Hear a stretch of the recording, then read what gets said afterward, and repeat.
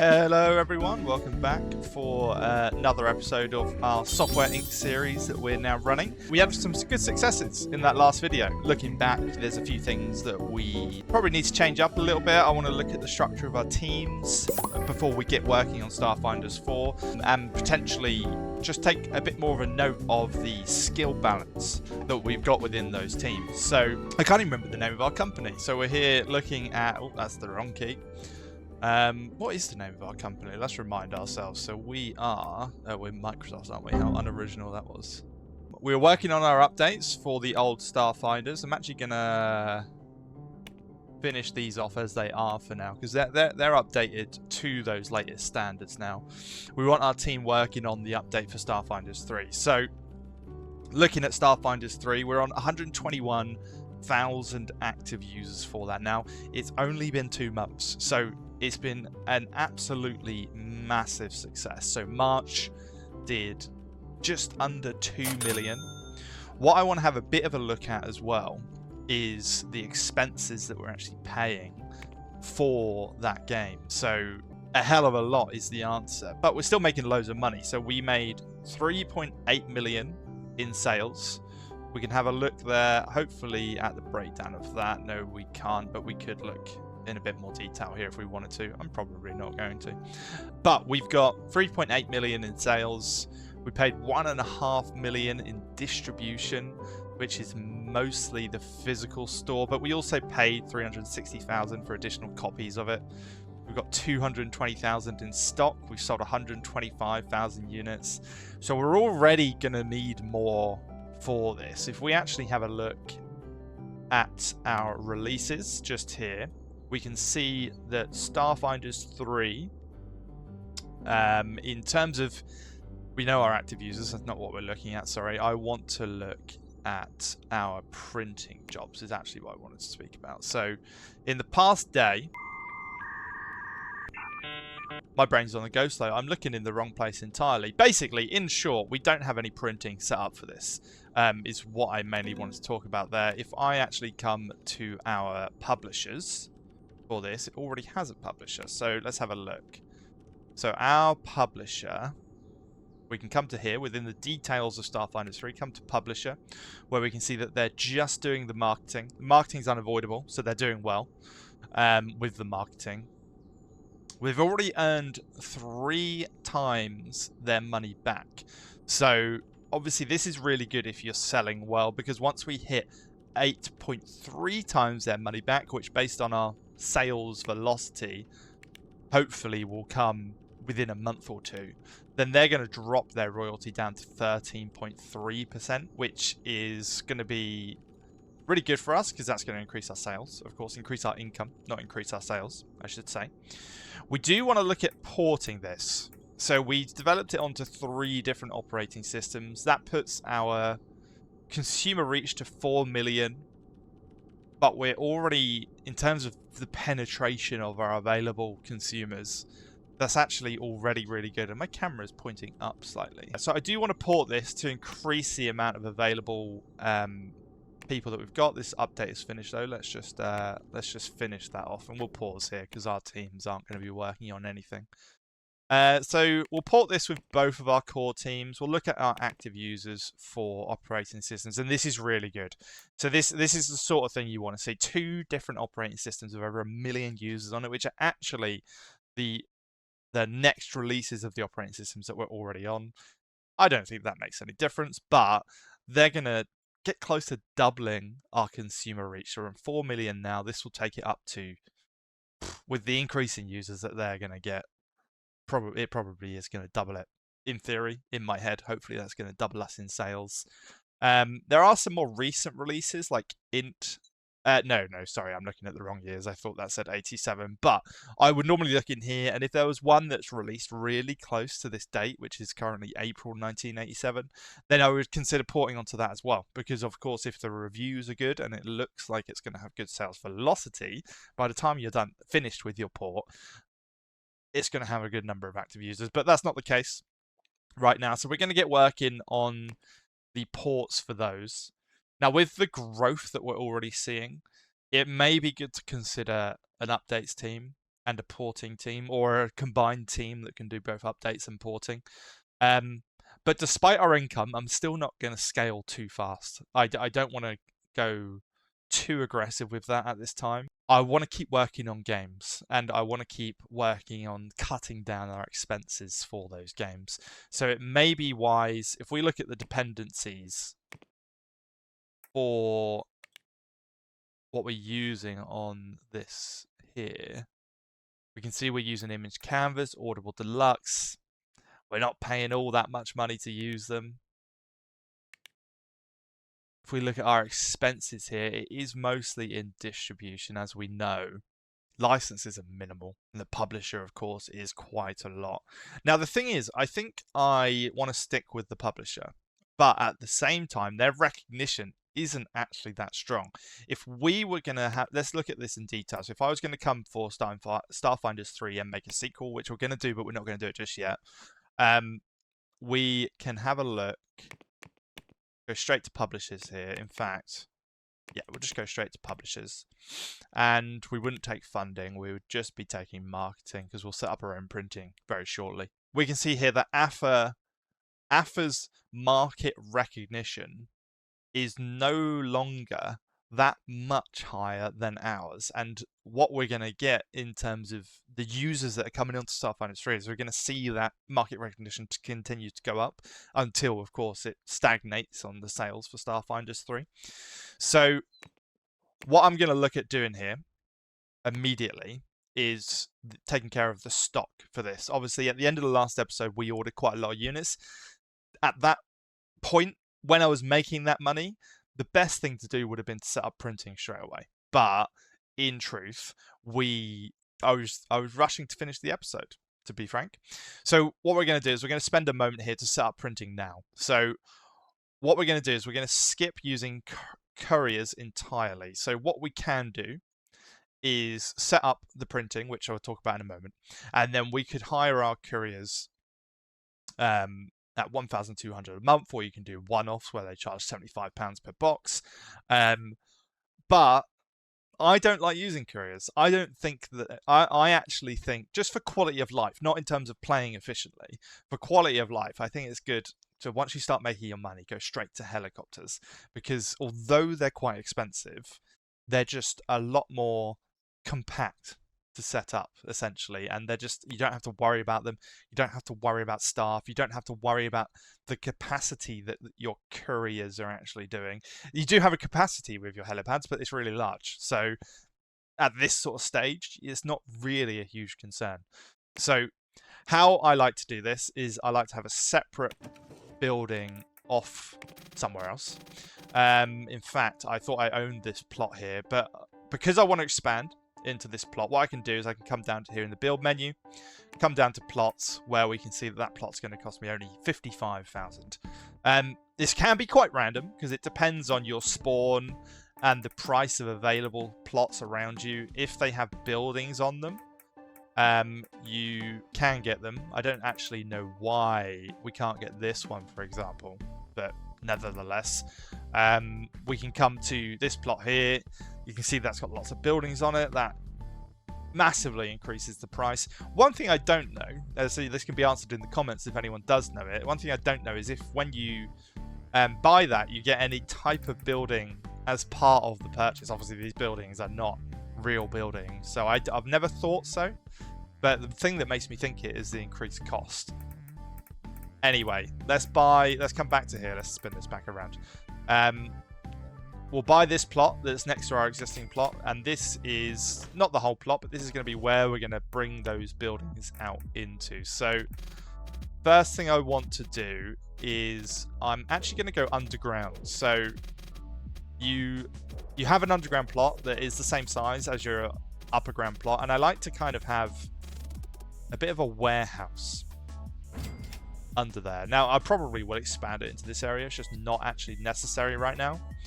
And then above ground, I like to do essentially a bit of a utility building that's on the edge that can fit your heaters, your air conditioning, potentially your servers as well. Not all in the same room, but in the same structure.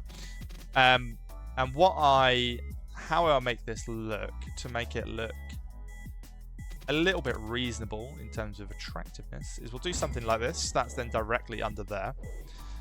And first thing I want to do to know where my limitations are going to be for building is get a helipad down. So I'm going to pop this at the end here like this. So anything, we can see that helipad just there, anything that we send in to here is going to get taken up every time that this helipad reaches capacity. So first thing I want to do is come down to this menu into Furnish, Distribution, and we want to grab this at the end here, the box elevator. If we orient this the right way so it's going to match up like that, we can then go underground, pop that down. We can see that blue arrow showing that that's connected. So all we need to do is actually produce things down here. They'll get sent straight up to the helipad. So we don't have these better printers yet, as it's not 1990, it's 1987. So we're just going to be using these small product printers. We can see there that they're going to give us 18,000 copies per month, and there's 1,000 copies in each box, so it's 18 boxes per month. The capacity of the helipad, 108 boxes, but that goes I'm pretty sure that goes every time it fills up. But anyway, let's get our printers set up. So at 18,000 copies a month, we did 100,000 copies in 2 months, which is about 50,000 a month, but I'm expecting that to go up a little bit. So I think that we need maybe 6 printers will possibly cover what we want to do. I'm going to have a line of conveyors coming in here and a conveyor going up to there. And then I'm going to use this wall edge for the printers that are going to be fed into that. Now, one thing that can catch you out a lot when you're doing your printers is that you do need to make sure they have space for your staff to get to them. They'd actually be fine up against the wall. But I like to, when I do kind of this kind of underground warehouse design, I like to have the outer edge always be accessible, because it kind of makes it a bit easier later on going forward for everything to be accessible. Because if I had all my printers in here, so we can just copy these in, we ended up doing more than 6, but I don't really care, that's fine. If I was to grab all this, we can just grab the belts, we don't have to grab the printers, that would copy them anyway. And I'm not going to place this, but I could place these here, and then already, because I've kept that outer edge, I can keep them in these kind of double rows, and the staff from the outside will be able to access all of that, and then we'll leave a gap on this row that I'm now actually selecting, and then do a double row again. But as I say, we don't need to do any more than that right now, really. If we come to our manufacturing, you can see that we can now do 144,000 copies per month, which is actually only 10%. If we look at here, the 144 boxes per month is our printing capacity. The number below it, the 1,440 copies per month, is our shipping capacity. So that's what our helicopter can handle. So we can do 10 times the amount of printers here, or 10 times the amount of boxes, depending on the printers we're using, before we need to worry about potentially having additional helicopters. But even then, that's only if we're actually producing that amount every single month. In most cases, the one helipad is going to be fine, unless you're doing loads and loads of printing jobs and you're really struggling with the demand of how many boxes that you're pushing out, which we may look at doing later on in this series. But for now, let's take a step back. Let's throw some doors in here. Not some doors, we need some stairs. And I will grab these corner stairs here and we'll pop these right there. That's good, I like that. We'll switch these over to these ones here because they just look a lot better. And that looks okay. So this building here now needs a door, which we can pop right there. And then just for the normal stuff, it needs some ventilation. That's not connected as of yet. We're actually going to move our roof AC, which is here. And this is also going to sit in here. We can now see that on the roof as well. And while we're at it, in terms of utility, there's one other thing that we haven't yet done, which is moving away from the electric radiators, just to save a little bit on our costs. So if I come to utility, That's server. Utility. We can see that we've got the gas boiler and we've got the heat pump. Now, I normally just go to the gas boiler because it has lower running costs. The heat pumps, I'm actually not entirely sure what their benefit is. I think that because the running cost of the heat pump is higher, but I believe the running cost in terms of your electricity bill is lower. So maybe we'll go for some heat pumps. We'll pop this onto these walls along here. Is there space for a second one? There is. We don't need that right now. But what that's going to allow us to do, if we come to this building here, we want to grab these electric radiators. Now, if I want to replace all of these, a really easy way for me to do it is I can select entire building. That's going to select all of this here. It won't include this because it's not actually connected, but if it was connected by walls, it would select that too. Then I can hold shift and click on one of my radiators. So shift, click on my radiator, that's now selected. We can go right click again on the radiator, or any of it, I believe. And then hit select furniture types and selected rooms. That's now going to select all of my radiators. And it may not completely work, but I want to replace these with some normal radiators, which we can see here cover a larger area, so they'll handle bigger rooms as we expand. And there is no running cost because the running costs are off our heat pump. So we'll throw those in. Yeah, that's kind of what I expected. Some of them didn't actually get replaced. Let's see. This one's got its radiator. That one has its radiator. The hallway doesn't actually have one. We'll just pop one down in there. And I think it's going to be this one. Yeah, that one there didn't get replaced. That one there didn't get replaced. So you can use that trick for quite a few things, though. You don't have to use it for you can use it for more things beyond radiators, is what I'm trying to say. So for instance, when you have your computers upgrade in terms of tech, they'll come out. I can select the entire building. I can select the computers, select all furniture types, and then I can replace those when we have those computers available. And that will replace all my computers that I have throughout the building. Anyway, I'm spending too much time on this. So let's now connect this building up. I will connect it underground.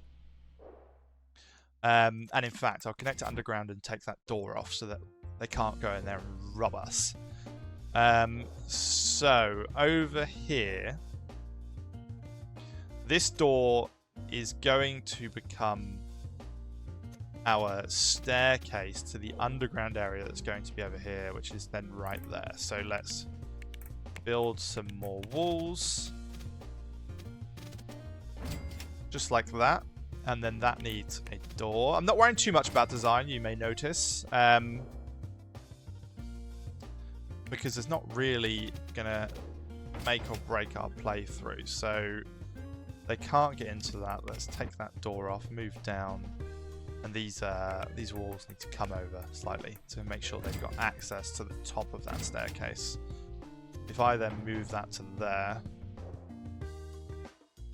yeah, it's not accessible, that's fine. But once we pop that door back on right there, they can then go down there and they walk straight into there.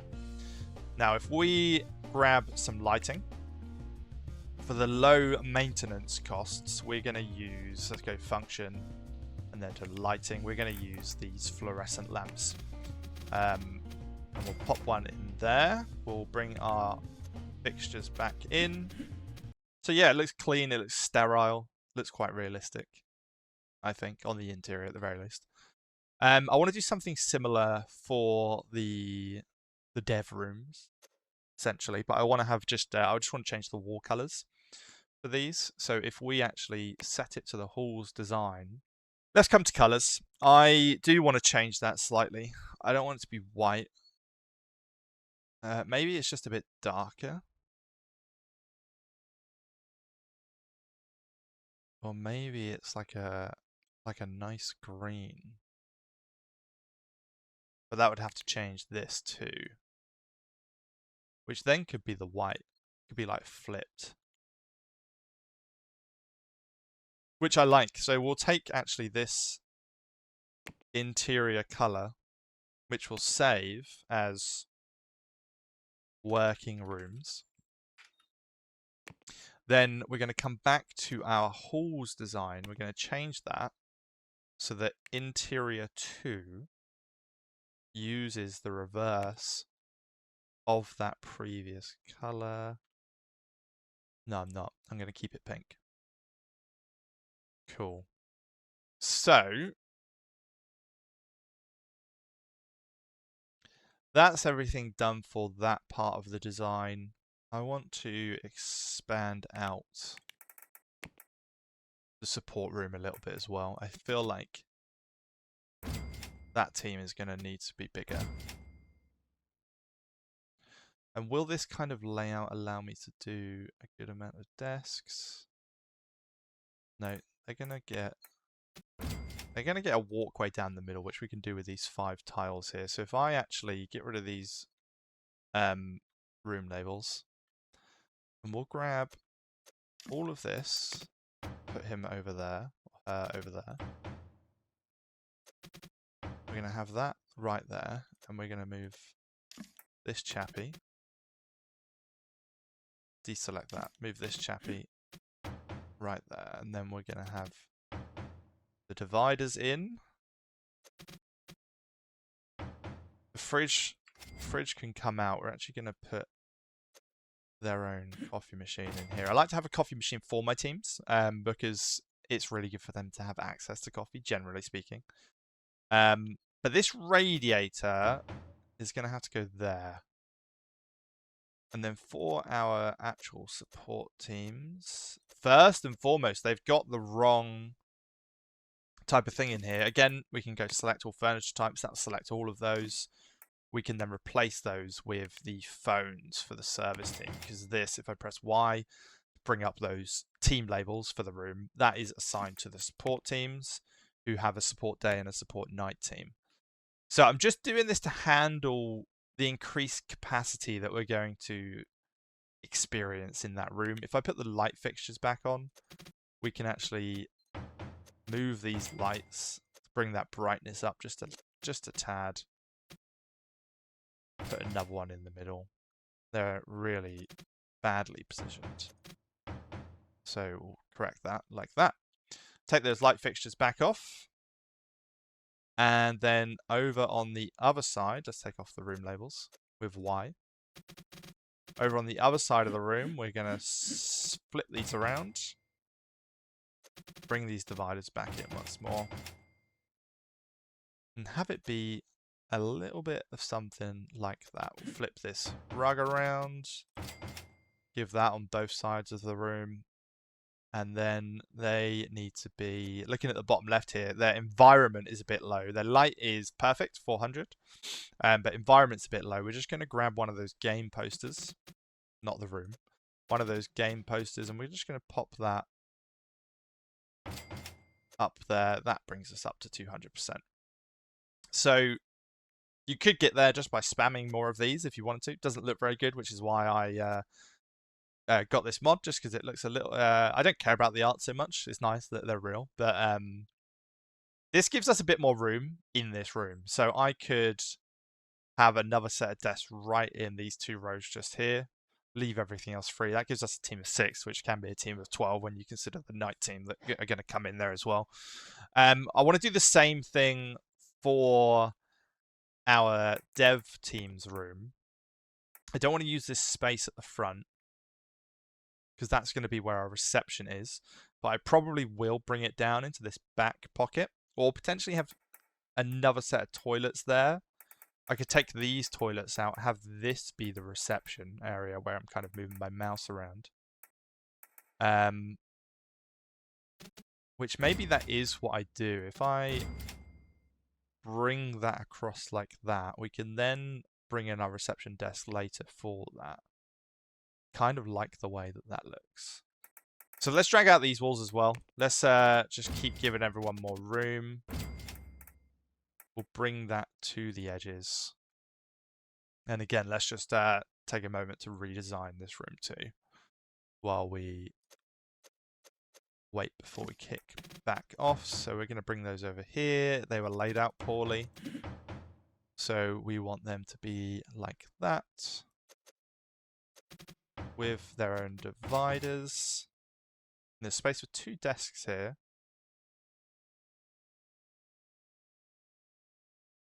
Which we will utilize.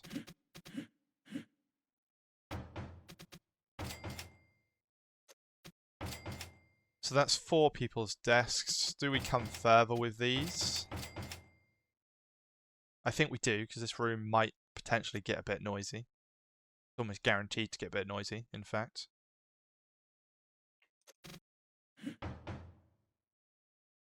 This room's a bit too big. I'm not going to have a huge number of people in here. Maybe 10. I'm not too sure.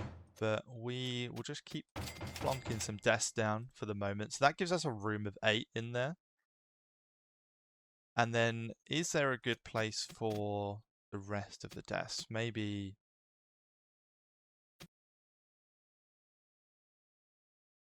right here. Because what I'm thinking is we'll have some like sofas on the back of that. So we're at a capacity of 8. I want to go to 11. So it looks a little bit of something like this. Give them their dividers too.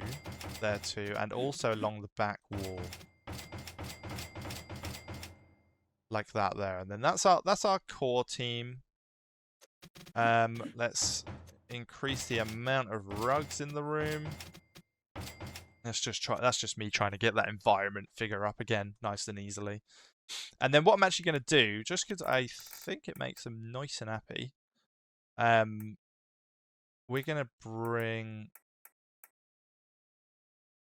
No, we're not going to bring sofas into the room. That's a stupid idea, because it brings down their effectiveness, so we're not doing that. In fact, I don't know what I'm going to pop in here. We could... Yes. We'll bring in the bookcase. Do they have a clock? They don't have a clock. We want clocks. Pop right there. Can actually bring that to that wall like that. And the light in this room needs to come up. Let's grab some of these lights here. We'll pop one there, one there. One there, and delete this one. And that should be enough light. Yes, it is. So that's our core team setup. We could... There's 1, 2, 2 spaces back. 1, 2. No, it's not quite the same room to get some people on this other side. Which makes me feel like bringing this all forward one. Yeah, that's exactly what I'm going to do. So I can grab it all just like that. Move furniture. Pop it forward. Like that there. And then they've got a bit more distance between them. I could even have some room dividers. Again, just to help with the noise travelling in here. And to make that look all symmetrical, we'll give them booths just like that. So that's our core team sorted. That's our support team sorted with some more spaces too.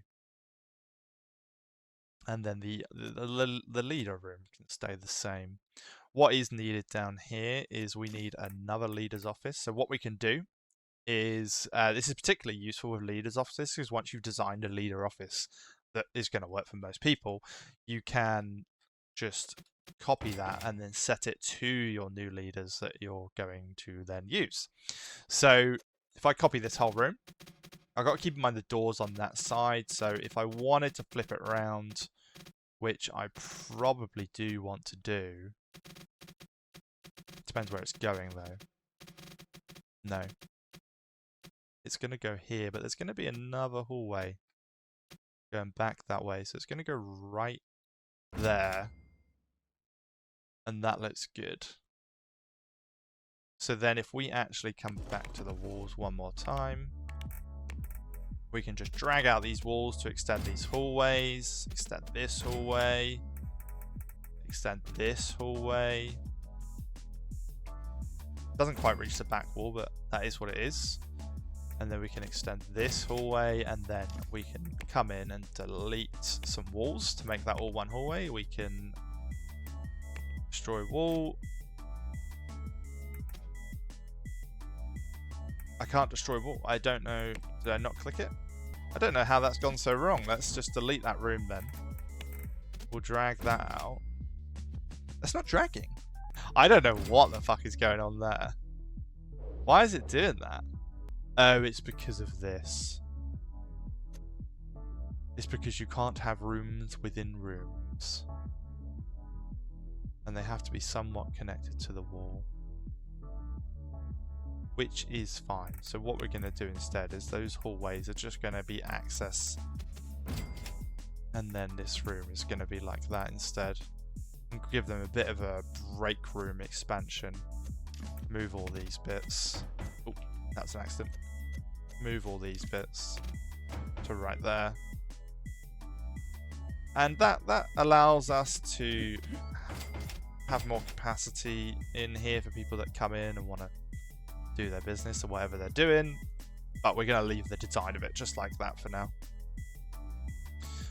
So that's the utility room. This is another leader's room. So this is actually going to be for our support and support knight teams. But it's then going to be restricted to leaders. And we can see at the bottom left there, support +1 team is what that means. And our leaders. And then they're going to come into that room there. And then I'm still not going to hire the lead for the support team. I don't think we actually need them yet. But what I am going to do, because we're not going to take a publisher when we go for Starfinders 3.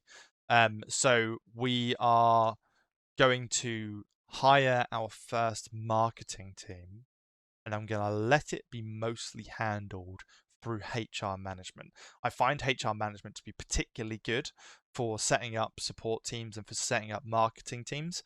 I still mostly prefer to do it manually when it's a dev or design team, because I like to more granularly control where their stars are in their experience. But getting slightly off topic, first things first, we're going to need another leader's office for that marketing team, and they are going to live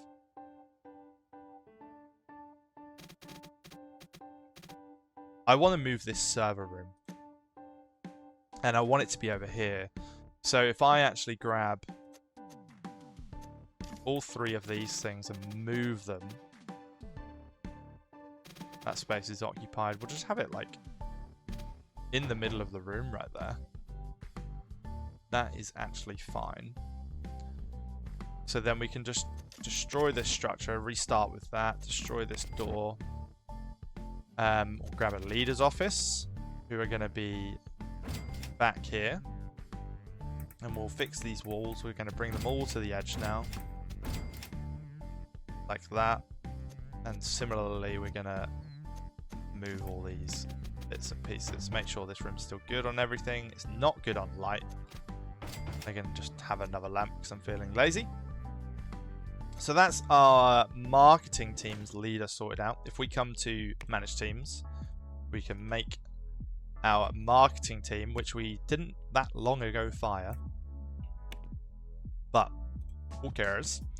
So we need this team to be a 3-star team to do good press releases. Now that's the most frustrating thing about doing this, because I would like to get lower qualified staff that we then level up, and part of me is still tempted to do that and just have them slowly train up to the point that we can actually do videos with our press releases. I haven't actually done this before. Normally I go straight for high salaries as soon as I'm able to set up marketing teams and then go for it that way. But anyway, so this room is going to be our marketing team. It's going to be limited to our leaders. And then we are going to build a room with the working rooms design in this bit right here. Push out this back wall. And then we're going to bring in some lights. We're going to bring in the sprinkler. We're going to bring in the clock. There. We're going to bring in one of these posters. Of these pictures, not posters. Some ventilation in the corner there. Fire alarm on this wall right here. Yeah, that's fine. And then we'll do our desk. So they've got like a 2-desk wall there. If we grab these and move them there, that could work nicely like that. So that would then allow us to go for something a bit like this. Looking at it, these ones might be then better to be rotated around that way, which I do prefer, because then we can go like that and one more. So that's a team of 1, 2, 3, 4, 5, 6, 7, 8 for our marketing team. That's quite a healthy size.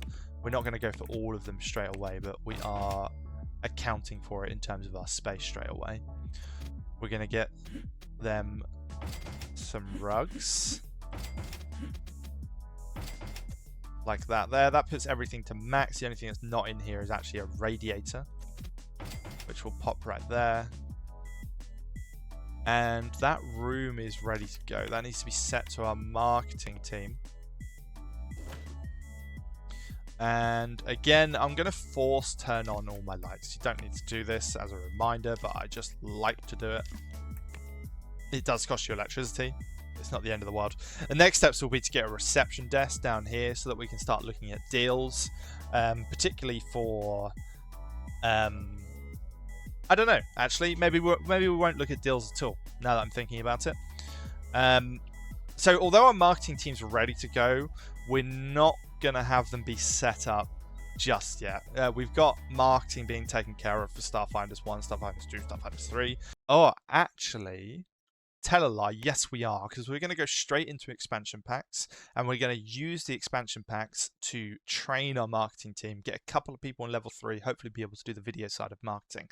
So I want to come, before I hire anyone for this team, I want to come straight to HR management and come into here. Now, this can be a bit overwhelming at first. I recommend, for the most part, just ignoring what's at the top here and controlling your budget through the settings that you set for the employees that are going to be hired. So we want our HR leader to be able to handle their wages, their complaints, and their role selection, which is pretty much going to be set to marketing. I am going to have them set as anything for secondary roles, because they're most of the time just going to be doing marketing, but maybe in more urgent scenarios, you might want to bring them in on a contract that you're trying to push out or anything similar, and it can be good to have those secondary roles enabled so that you're able to do that. If you then have a team of marketing people that have design, let's say, as a secondary skill of theirs, you can come into secondary tasks here and you can set it so that they only do that design task as a secondary task, which means that if there's any ongoing marketing tasks that they can be working on, they're going to work on that, and they're not going to work on those other tasks unless there are not marketing tasks, which is their primary role, available. So I will actually set those now. So design and development will be their secondary tasks and nothing else. Now in here for marketing, we'll go primary role, secondary role, education level. They can educate to their heart's content. Now for their specializations, we just want to hire in marketing. We then want them to be hired for service. So our leader will make up our first team member. For now, I think we're then going to go with 4 marketing people. I'm not going to do that. I'm going to play safe. I normally expand way too fast because I'm impatient. But the same again. We'll train them in marketing. Any other, that's for hiring. Sorry, this is for training. And with their traits, I want to give them big brain. So this is what I want to focus this around. So big brain gives them no specialization, point limit in main role.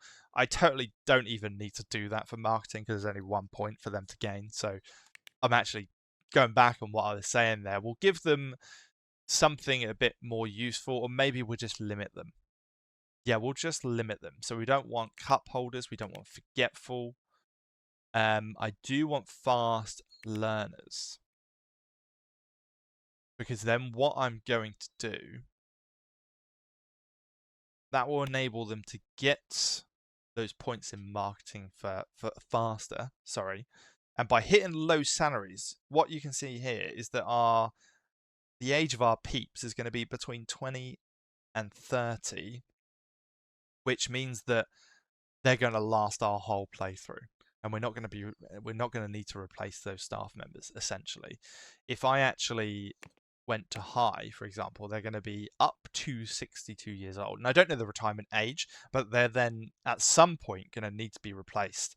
And then you can end up with bad cohesion with your team, and delayed effectiveness while they kind of all gel together with those new hires. I haven't tried this strategy before, but it's something that I saw in Conflict Nerd's videos, him talking about. Conflict Nerd, I believe is his name. Anyway. So those traits are picked. Yes, they are. All we need to do is bring in a leader for this team. So they're leader in service. The leader is going to be a high salary, because we want them to be good off the bat. I don't like to sacrifice on them. Specialization, we don't need any automation. We do need them to be a tier 3 in HR, and multitasking would be good as well. Let's go with that. So we're hiring them into the marketing team. This guy's got HR and multitasking. This guy's got a bit of socialization. He's really good. Automation, don't need it, don't need it, don't need it. So that was Tucker Larson. He's a goofy, optimistic, born leader. And he's actually got 2 stars in marketing, which I didn't actually notice. So that's he's great. He's going to be our leader. Let's hire him in. Now that we've enabled the HR settings, all we need to do is come back to our marketing team. We can hit employees, come to Tucker Carlson, change his roles. He's going to be our leader, and he is going to second in service. Everyone else that he hires will be fine to be secondary in those other categories that I spoke about, but he's just going to be focused on service as his secondary.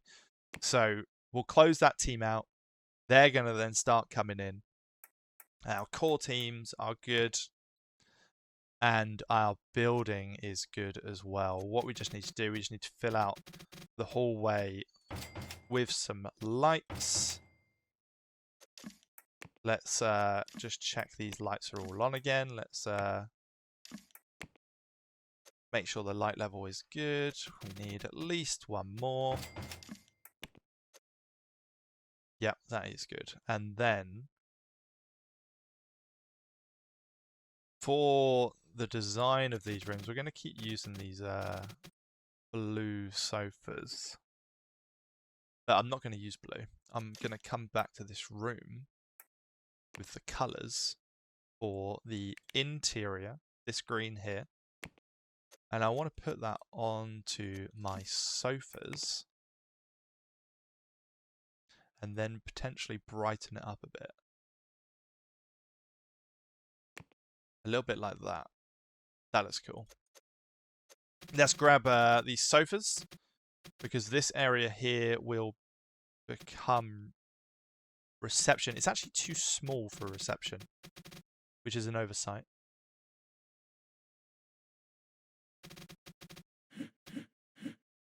But screw it.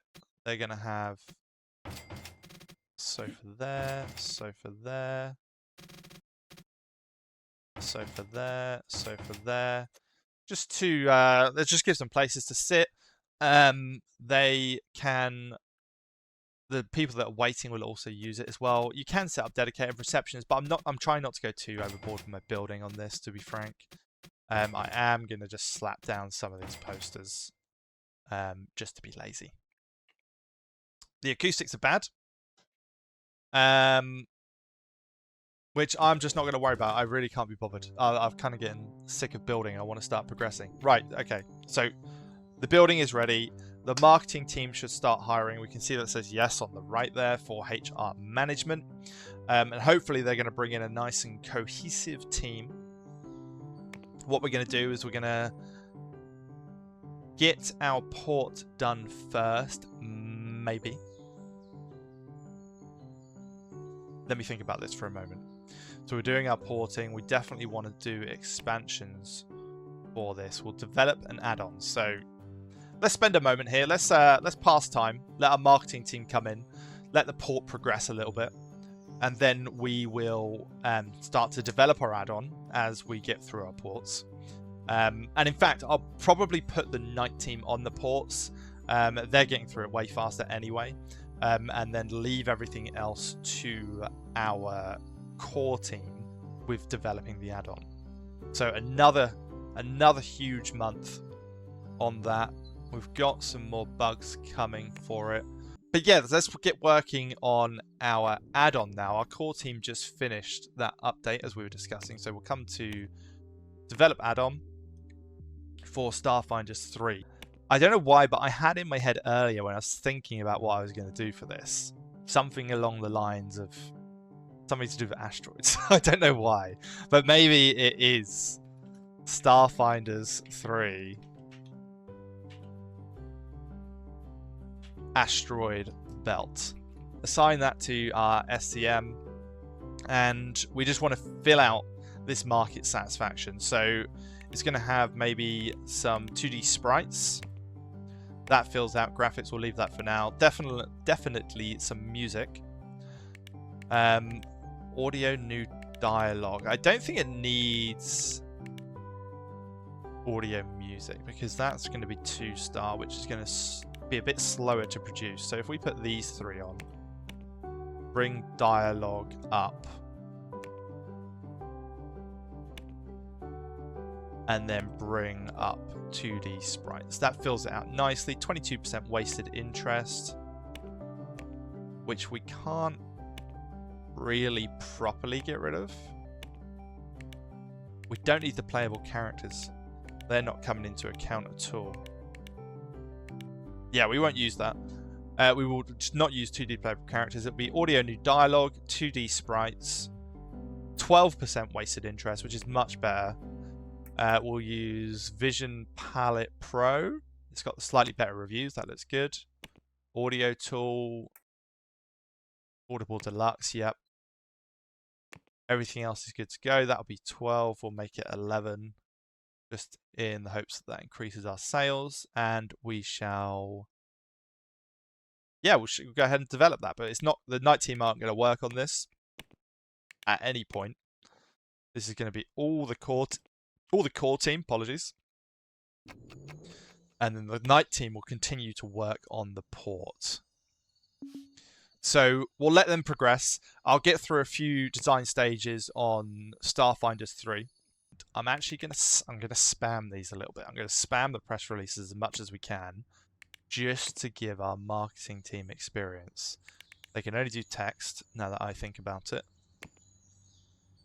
And they shall get working on that. We'll also not announce a release date just yet. We'll wait till we've got any kind of indication as to how long this is going to take. Not very long is the answer to that. Let's bring our walls down. We've been nominated for an award. Best products. Let's go. First place. Right, now I'm going to stop as an emergency here because I've just remembered that we don't have security and we need them. The marketing team needs to work longer. We want to come to manage staff, and I basically want to have security cover this gap here and this gap here, and everything else will rely on our staff calling the police just to keep our costs down on security. Actually, screw that. Our income is absolutely flying in now that I look at it. So we are just gonna have round the clock security. So we'll start at midnight, hire security, and then he finishes at 8. We'll have another security for 8 o'clock. I didn't mean to change that one. And then we'll have another security for 16. Why? I swear I've done it this way before, but it keeps resetting the times. Oh well. So midnight to 8 AM, 8 AM to 4 PM, 4 PM to midnight. That takes care of 24/7 security, and they're going to be fine on their own because we've only got the one exterior door. We didn't put any doors on this utility building. It's just the one exterior door, so they're going to come and stand here. We may end up giving them a security desk once we move these toilets and find a better home for them. But let's keep moving time. I'll go to a time lapse of the video here, and I'll come back when we're actually through the alpha phase for Starfinder 3. I want to talk about release dates, so let's start progressing time. We'll jump back in for a moment here. I'm going to go straight into another expansion pack. We're going to come to Starfinders 3 again, and I'm going to develop another add-on. This is quite aggressive with the add-ons. I haven't done it this aggressive before, but I feel like it's going to work out. We'll bring our night team into this, and this is going to be by request of a viewer. This is going to be Starfinders 3. The Endless Abyss. Sponsored by Ethereal Sapphire on Twitch.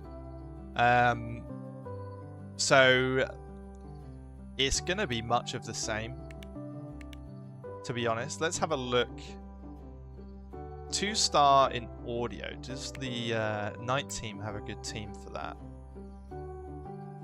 Not really, to be honest. So it's going to be very similar to the last one. We'll develop our add-on. It was sprites and dialogue. It was like this here, 12% wasted interest. Same thing again. I don't know much about add-ons, but this feels like it's not the best idea, making it the same. Maybe we go for 2D playable characters instead. Let's see where that gets to if I do it like this. So we'll just have maybe just like that. That's 16% wasted interest. That's a 22%. But it's less on it's more on the playable characters. But anyway, I'm getting too distracted with this. These details don't matter so much. Starfinders 3, the Endless Abyss. $11. Going to our night team.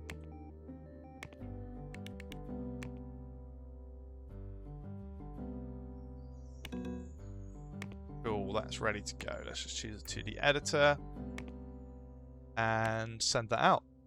So we'll work on both of these. So I'm going to let this get all the way to the end before I promote it to alpha, and then I'm going to wait for design stage 4 on this as well. And then I'm going to set the press releases. Finish the text press release for this Starfinders and give it a release date probably in about 6 months' time, if I had to guess, and do a very, very similar thing for the Endless Abyss. So now we're going to go back to that. Time lapse will pass some time, and we'll return very shortly.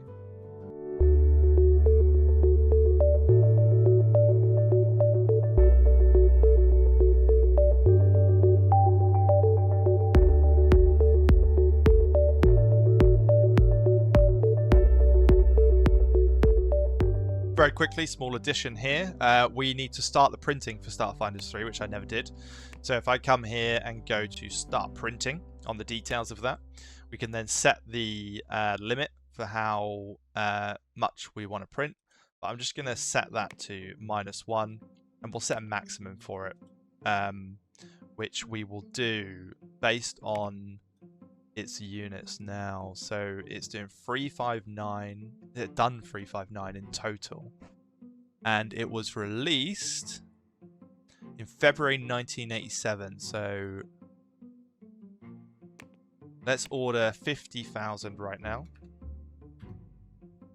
Actually, we'll do 40,000. Don't want to spend too much money on that. And then our printing is going with a maximum stock of, let's say, 60,000. That will start printing immediately. And I'll leave this on screen so that we can see how that keeps going. And we'll carry on passing time.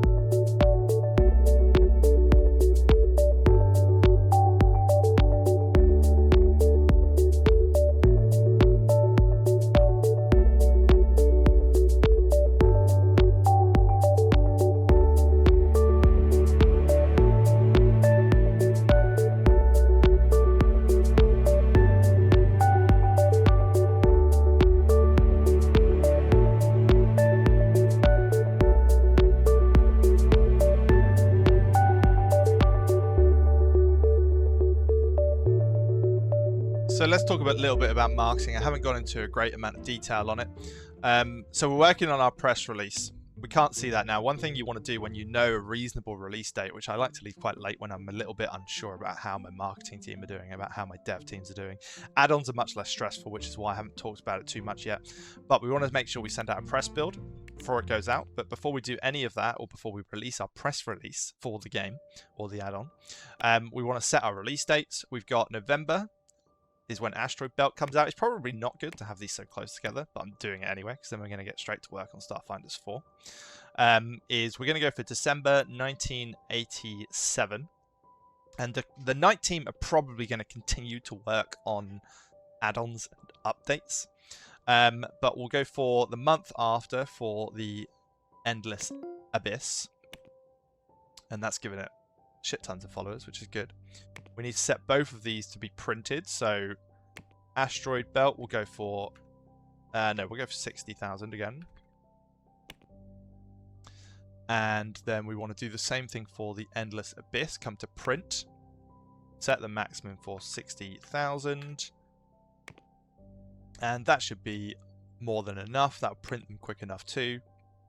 So these are both effectively ready to go.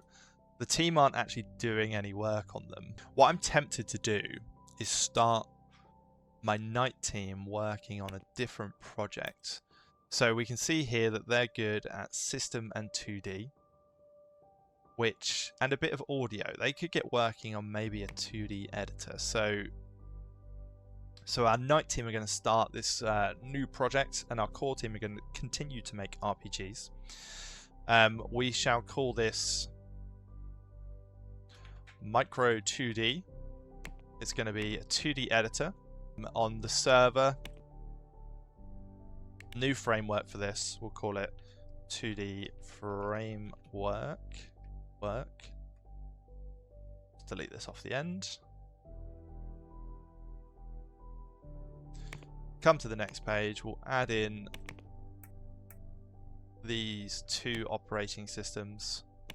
Come to the next page again. Now I didn't touch on this very much in the previous episodes, if at all, maybe in the first episode, but we can come to analyze the market here, apply and see what people are looking for, which is pretty evenly balanced, and then see what we can get in. We can do some brushstroke smoothing for some drawing and some retouching, some design, drawing and design, a bit more design. Let's take off this one here.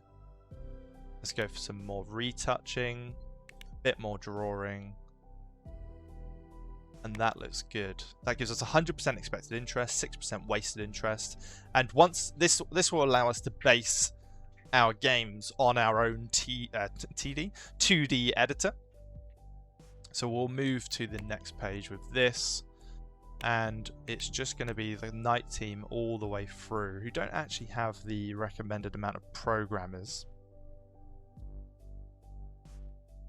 But they have got more artists than the core team. Maybe the core team is better. I don't think the core team are better.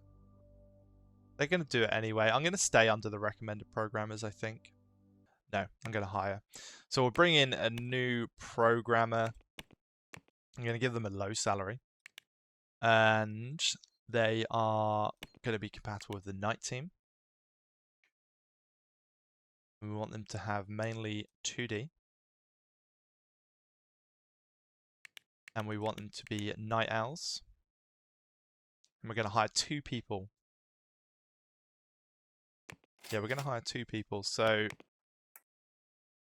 as long as they can do 2D, that's really all the best we're going to get. He's really good. He's got 2 stars. That's kind of lucky. Oh, he's also got 2 stars, but he's got Forgetful. I don't really want that. This guy here can do a bit of network, which might come in handy. Potentially. None of them can do any design. But that's fine. This guy's a fast learner. So he can come in as well with 2 stars. Did I hire them to the right team? I didn't pay attention. Yes, I did. So if I do this and then remove the core team again, that will update those numbers. We've got too many artists, but that's not a huge deal. We're actually going to bring our people without much skill in art off of doing art, and vice versa with the artists. So if we come to skill here, I can order this by art skill. These guys at the bottom are the good ones. And we can see here, we can take this off now. We only need 2 artists in total. So I don't want people to waste, I don't want the artists to waste their time on anything else, and I don't want everyone else to waste their time on art. So everyone that's not an artist for now, we'll do from this guy upwards. All of these guys are going to change their roles, and they're going to have nothing on art. And all of these guys down here, they're not going to do any service, of course. I should take that off of the other guys too. They're going to primary in art, but they're going to second in design and programming, because they're like, I think they're going to finish up first. Then all these guys here, we'll take them off of service and leave the rest of it the same. And that balances the team nicer. We do have the artist seconding in programming, so that's going to make up for that deficit there. But it's not something that we're going to worry a huge deal about, to be frank. So we'll develop this, put that in with our night team, who can get started on that. And then once our marketing team finish this press release, they're going to get working on the press releases for the others. We need to make sure that these can be unassigned entirely, because there's no bugs. And our core team, in the meantime, I'm going to set to work on some contracts. Now, there's a good little trick you can do here with your contracts so that they only do one at a time. If I come to my core team, who are going to be the ones doing it, then we can go to maximum tasks just here. I'm just going to set that to 1. And then that's about it.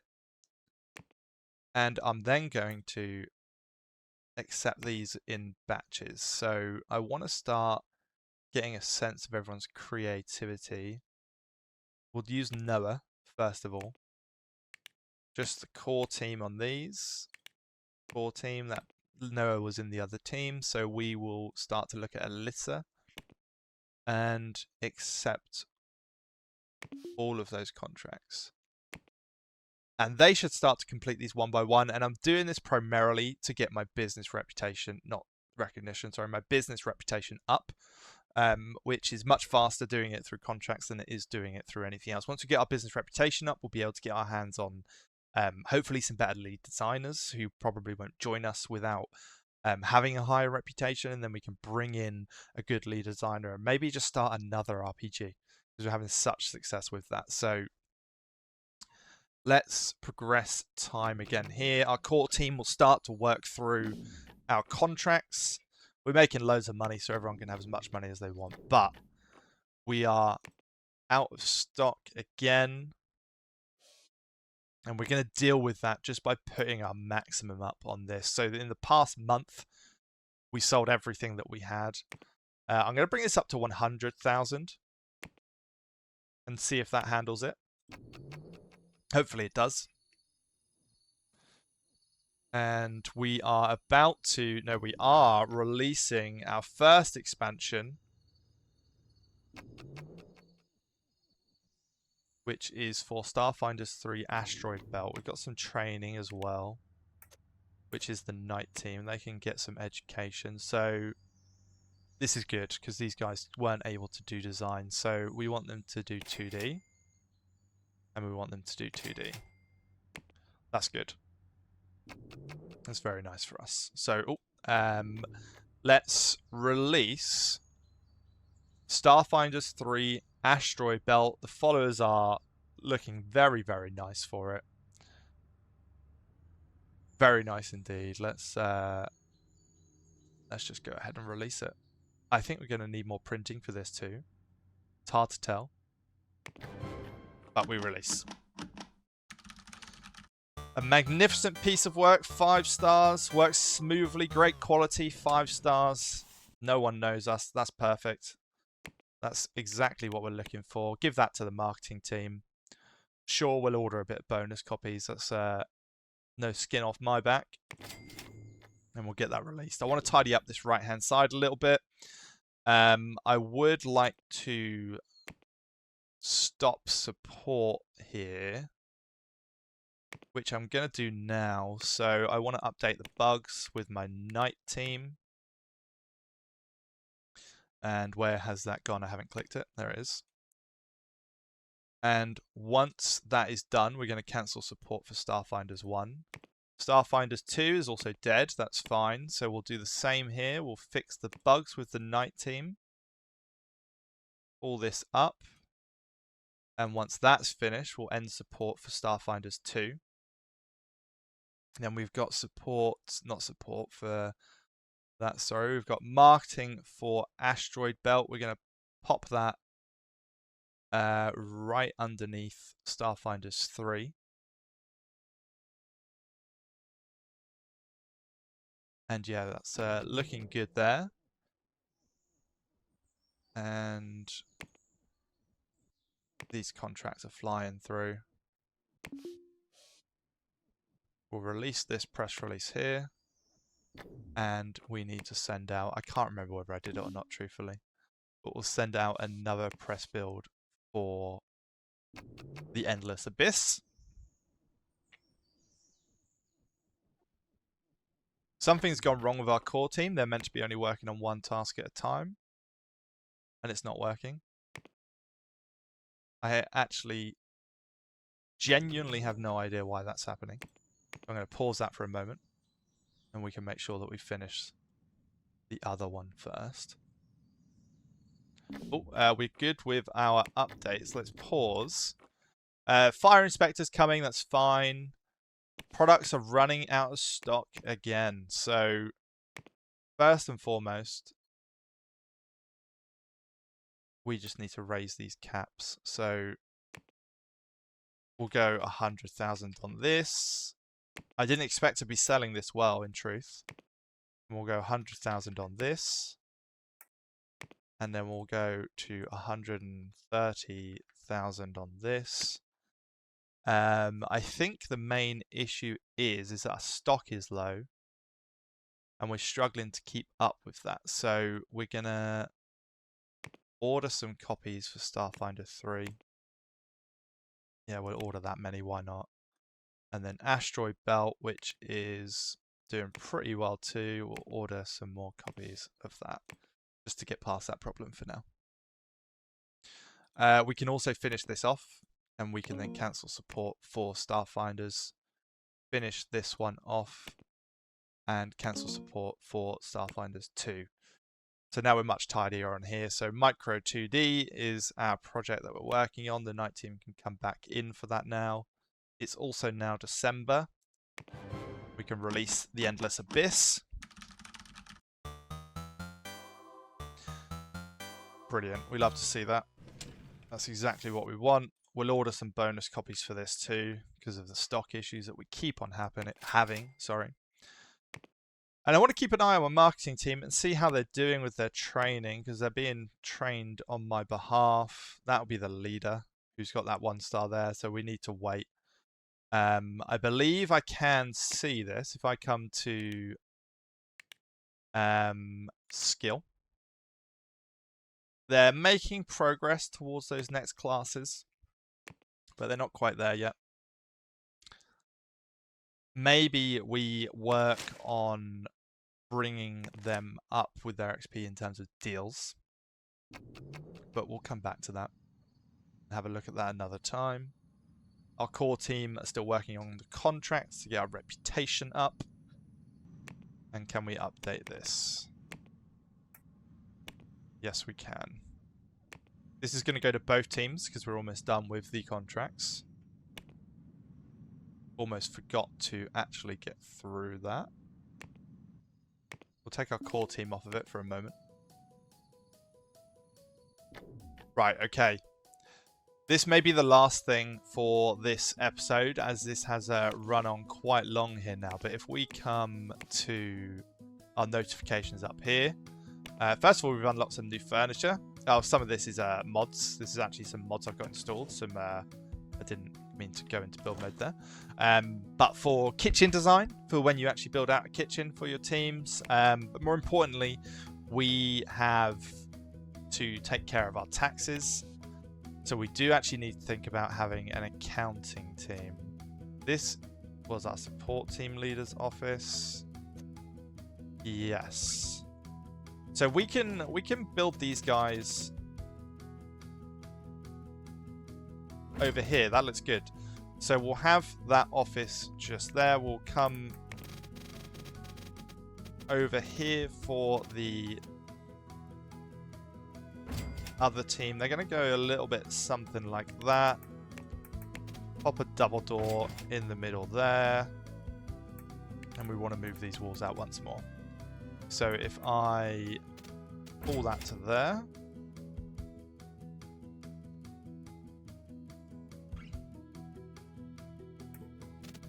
Pull that to there. It's a bit of a weird shaped office, but I think I'm going to go for that in terms of the accounting team, because we're not likely to need many people here. So let's just educate this person quickly. He's in the core team.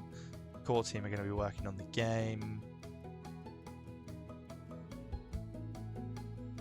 Let's go for audio. Why not? So in here, same thing as always. We want to grab a computer. Let's go to build mode here.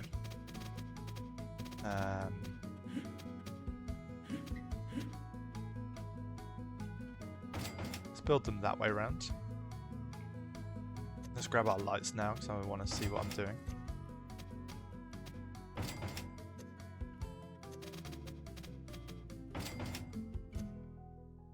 That looks good there. We want a radiator, we want a ventilation, we want a random poster, we want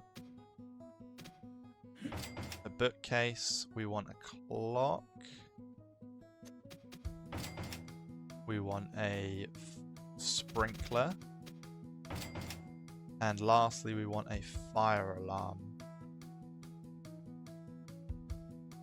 which I cannot find one. There's one. Can just search them, of course, but I'm not doing it this way instead. Let's copy these guys' desks. So this will handle 4 people. We could actually squeeze another one in here on this wall, but I don't think we actually need to at this time. And we're going to block them out. Like that there. And that looks pretty good. So once more, we need to make another team for our accounting team. We want to come to HR management. Yes, yes, yes. Train them up one at a time. And then accounting. Same thing for hiring, specializations, accounting. And we will have a leader and 4 desks. So I'm going to go straight for 4 people. In accounting here, we want traits again. I'm going to go fast learners. And I'm going to go for low salaries. I'm not sure if they can file tax reports. Let's just look here. So accounting, write tax reports, optimize taxes and apply for loans, offshore account management. So yeah, we're going to go for low salaries again. I like the idea of trying this. But fast learners, yep, that's correct. 4 people, 1 person at a time for training, accounting specialization, that looks good. And then we'll set both of these rooms for the accounting team, with this room specifically being limited to leaders. And then let's turn on all of our lights because I like to do that. Same for this one here. And then they need a rug. They need a little bit more prettiness in the room too. Let's grab one of these. Plonk that there. That mostly takes care of it. That's fine. And then we need a leader. A leader for the service team. He'll be on a high salary, no compatibility, specializations in HR, and let's say socialization. Not a night owl. Let's begin looking. Hire into the accounting team at the bottom here. And then we've got a bit of socialization and multitasking.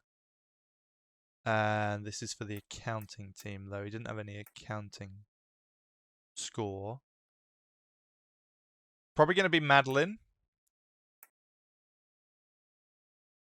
Are they better than Madeline? They are probably better than Madeline. We'll go for Riley in that case then. It is Riley. Welcome to the team, Riley. Let's just check specializations, make sure they're good for it. Yeah, they're good for it. So we'll then come back to our accounting team again. Hire, change the roles of Riley Hernandez. Change roles, leader with secondary and service. And then we just, one final thing needs to come to accounting down here. This is where you can see your taxes. I'll set that to always be the top priority. And that will go to our accounting team. And that will more than likely be more than enough to take care of accounting. It may not be when we start earning more money. But we will see. We will find that out. And the buses are filling up. Consider building parking. So we're at the stage where we're having to expand, to be frank. We will build some parking pretty soon. We can kind of get away with it a little bit for now by staggering our teams a little bit. If I bring the core teams forward a step, and then we'll do the same with the accounting team. That might help with the times that they're coming in, and therefore, what am I trying to say? And therefore the bus's capacity. So Micro 2D is going well. We've got the core team on Supreme Pack, which needs to start moving pretty soon. We've only got 1 month left on that, and I want to get it out of the way. Don't really care about it quite so much. We're making mega money off of this game. It's been ultra successful. 500,000 active users. That update is already going. We'll finish that update, and then we'll activate it again for those final 2 bugs. And then we've got someone who needs to be trained in the core team. And I'm going to give them a point in system design, because system design is always useful. Starfinders 3 update is done, and we're autopiloting it at the moment. So it feels like a good time to end the episode. So in summary, we've done our add-ons. Let's have a look at how they've actually done, because obviously we were rushing a bit at the end there. So if we come to details, we've sold 122,000 units with a 1.3 million gross, 715,000 expenses. So you can see just here, 629,000 in terms of profit.